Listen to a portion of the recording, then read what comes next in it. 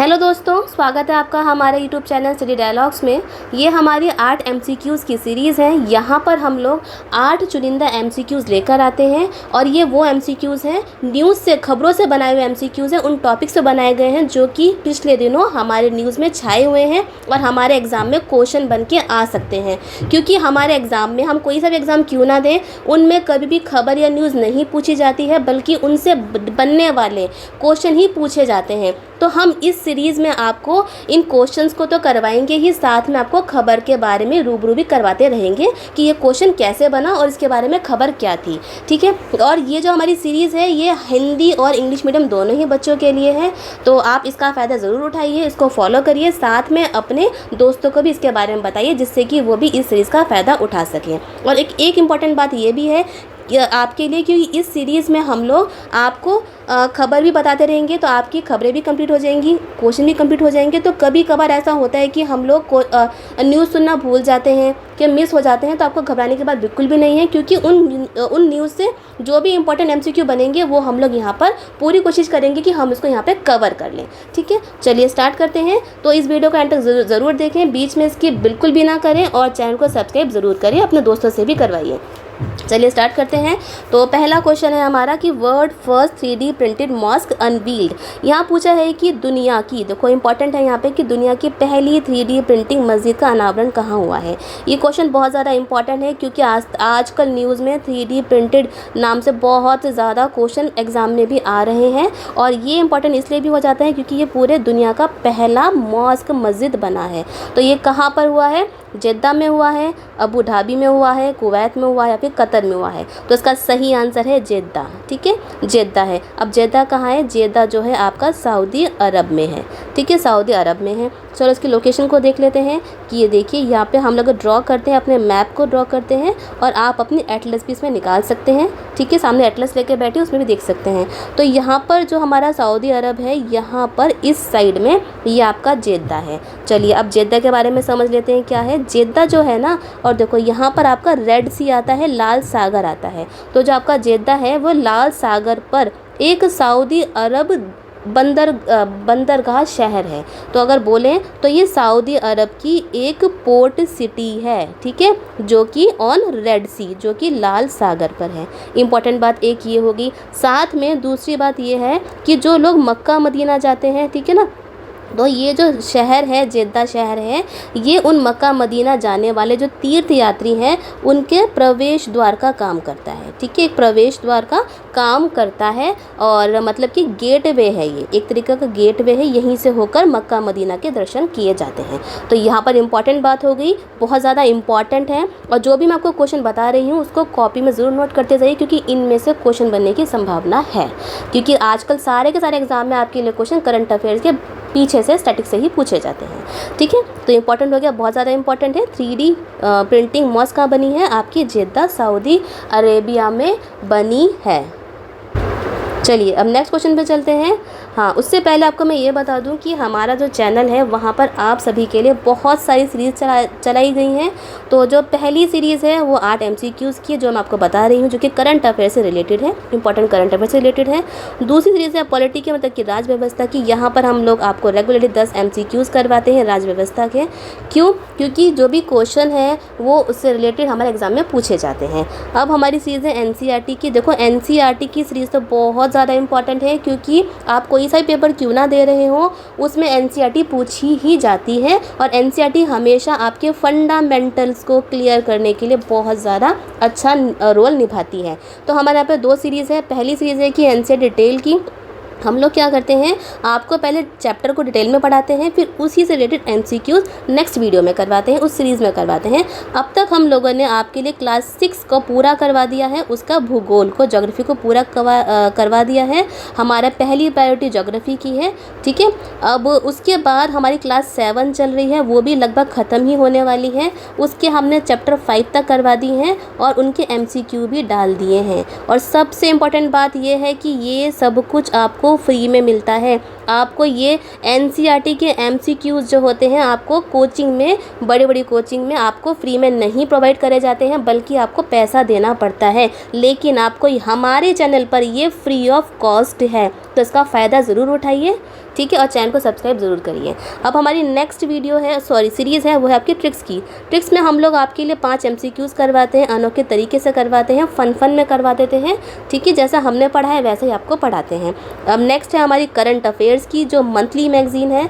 वहाँ पर हम लोग जो भी पिछले महीने में इम्पॉर्टेंट न्यूज़ रहते हैं उनको कंपाइल करके एक मैगज़ीन के रूप में आपके लिए निकाल देते हैं। हमारी मार्च की आ चुकी है, आप जाके देख सकते हैं। नेक्स्ट सीरीज़ हमारी मेंस टॉपिक्स की। यहाँ पर जो बच्चे मेंस की तैयारी कर रहे हैं तो उनके लिए भी हम लोग रेगुलरली इंपॉर्टेंट टॉपिक्स को कवर करवाते रहते हैं। और नेक्स्ट सीरीज़ हमारी शॉर्ट वीडियोस की, जहाँ पर कि हम लोग उन शॉर्ट वीडियोस में आपके लिए एक टॉपिक को लेकर उसका कंसेप्ट को पूरा अच्छे से क्लियर करते हैं, वो भी आप जाके देख सकते हैं। और रेगुलरली हम लोग अपनी कम्युनिटी में क्वेश्चन डालते हैं जिससे कि आपकी प्रैक्टिस हो सके। अब वो जितनी भी सीरीज़ है वो सारी हिंदी और इंग्लिश मीडियम में है, तो चैनल में जाइए, देखिए और उसका फ़ायदा उठाइए। चलिए नेक्स्ट क्वेश्चन देख लेते हैं। नेक्स्ट क्वेश्चन है कि Lakshman Tirath river is located इन।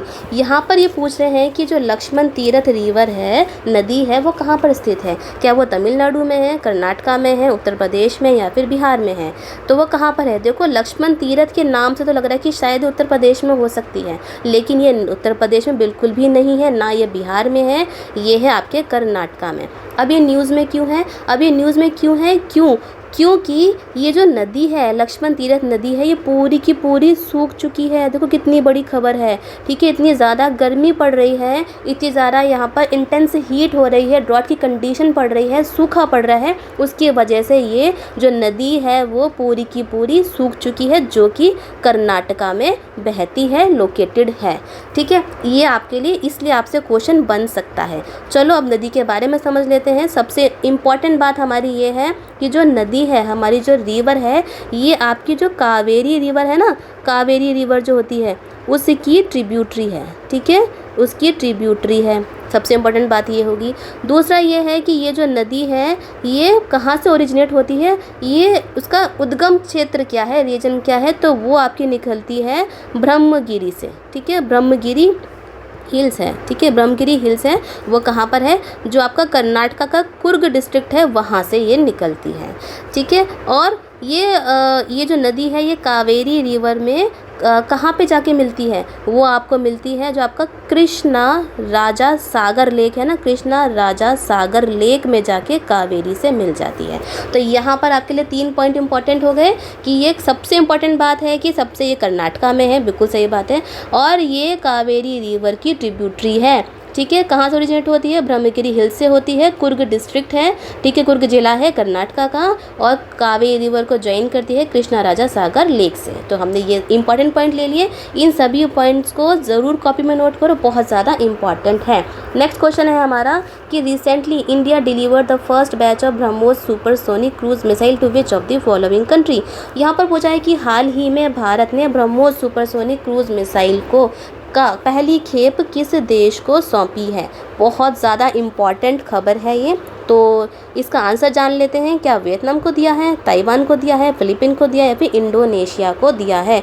तो इसका सही आंसर है फिलीपींस को दिया है, ठीक है, फिलीपींस को दिया है। अब हम लोग क्या करते हैं, यहाँ पे ब्रह्मोस मिसाइल के बारे में जान लेते हैं, ठीक है। सबसे पहली बात है कि जो ब्रह्मोस मिसाइल है आपकी ये क्रूज़ मिसाइल है, सुपरसोनिक क्रूज़ मिसाइल है, ठीक है, बैलिस्टिक मिसाइल आपकी ये नहीं है। अगर पेपर में आपसे पूछा जाए कि क्या ब्रह्मोस मिसाइल बैलिस्टिक मिसाइल है, तो ये नहीं है, ये आपकी क्रूज़ मिसाइल है।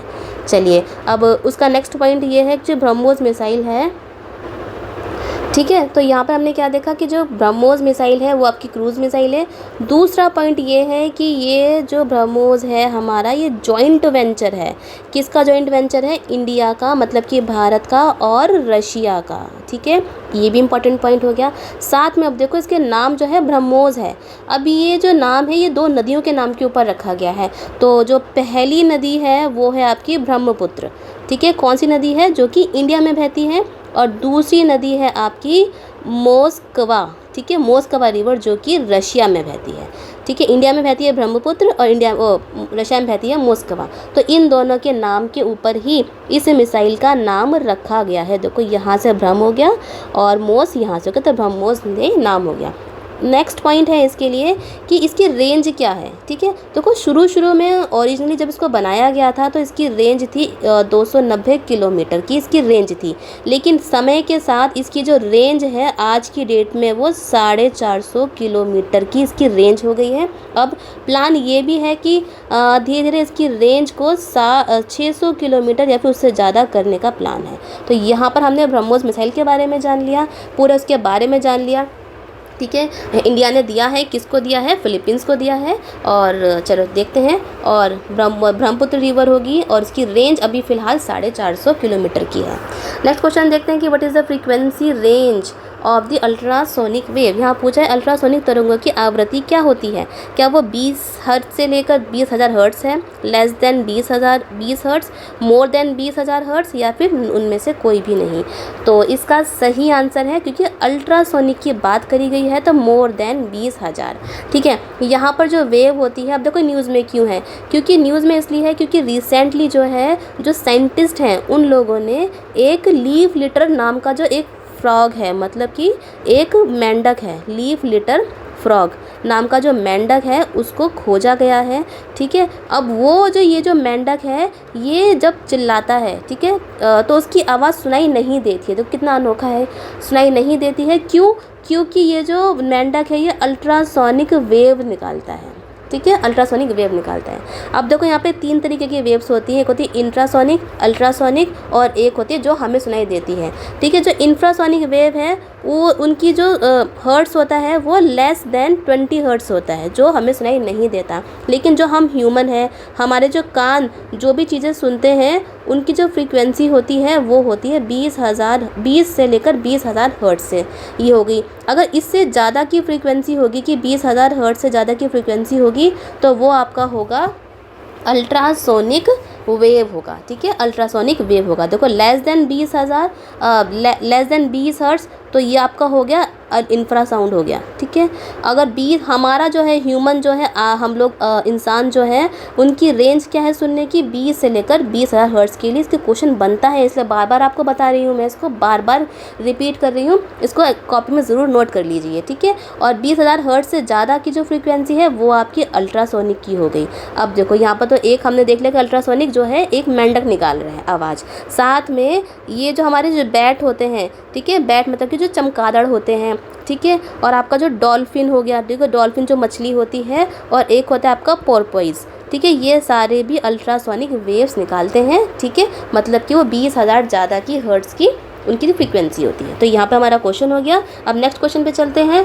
नेक्स्ट क्वेश्चन है हमारा, if the maximum temperature recorded at a station is 40 degree Celsius और more in plain, 37 degree more in coast, 30 degree Celsius more in the hills, या इसी कंडीशन को हम क्या बोलते हैं, यदि किसी स्थान का अधिकतम तापमान मैदानी इलाकों में 40 डिग्री हो जाए या उससे ज़्यादा हो जाए, तटीय क्षेत्रों में 37 डिग्री या उससे ज़्यादा, या फिर पहाड़ी क्षेत्रों में 30 डिग्री या उससे ज़्यादा पहुंच जाता है, तो ऐसी स्थिति को क्या कहा जाता है?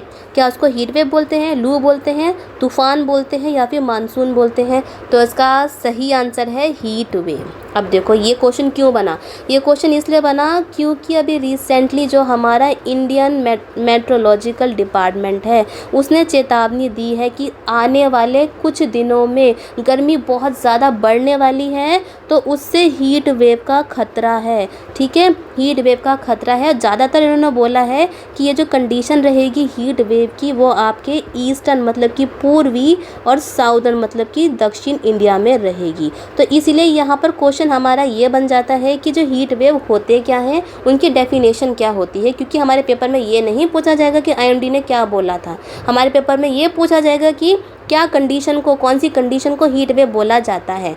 अब देखो जो हमारा इंडिया है, हमारा भारत है, वो उसमें डाइवर्सिटी है, ठीक है, वहाँ पर आपको माउंटेन भी मिलेंगे मतलब कि पर्वत भी मिलेंगे, प्लेन्स भी मिलेंगे मतलब कि मैदान भी मिलेंगे, और साथ में कोस्ट भी मिलेंगे मतलब कि तटीय क्षेत्र भी मिलेंगे।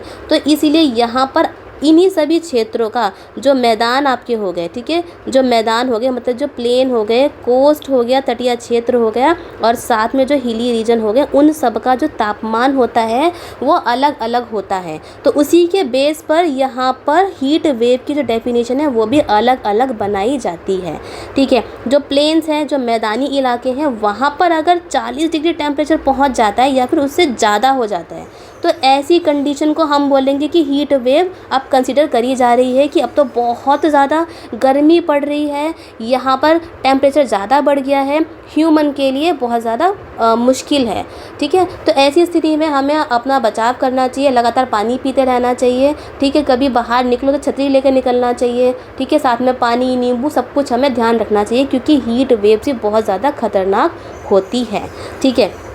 अब अभी आपका कोस्टल मतलब कि जो तटीय क्षेत्र है तो यहाँ का टेम्परेचर, यहाँ का तापमान भी अलग होगा। तो यहाँ की कंडीशन ये होती है अगर यहाँ का टेम्परेचर 37 डिग्री या फिर उससे ज़्यादा हो जाता है तो यहाँ पर हम लोग हीट वेव कंसीडर करते हैं।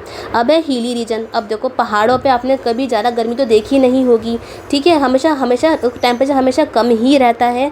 तो यहाँ पर अगर 30 डिग्री या फिर 30 डिग्री से कम हो जाए ना तो भी यहाँ पर इसको हम लोग हीट वेव कंसीडर करते रहते हैं, ठीक है।